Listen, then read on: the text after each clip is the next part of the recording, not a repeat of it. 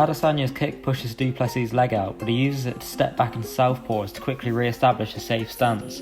Dricus then blitzes forward from a new stance, catching Adesanya retreating and stealing the centre away from him.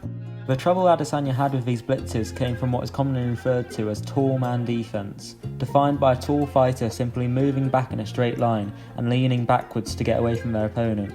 However, this often leads to them getting their feet caught underneath them, leading to being off balance.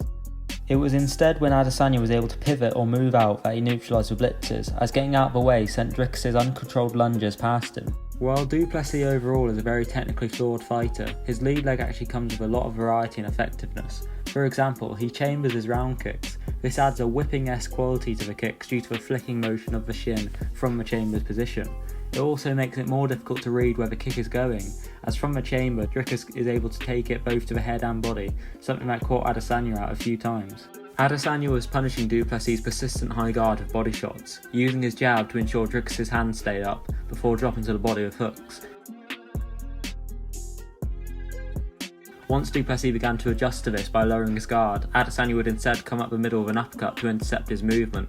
He could then utilise both of these weapons off the jab, never allowing du Plessis a chance to effectively defend. Adesanya also had a beautiful spinning elbow counter from the jab. As du Plessis rushed forward, Adesanya stepped all the way through to the outside of Dricus' closed side, allowing him the ability to twist around into an elbow which du Plessis walked onto. In the end though, it was Adesanya's lack of defensive ideas once being pressured back which led to the loss, as he almost always resorted to leaning back and trying to run from du Plessis' blitzes. This often led to him becoming off-balanced as his feet couldn't keep up with how far back he was leaning, and even ending up with his back to Dricus at times.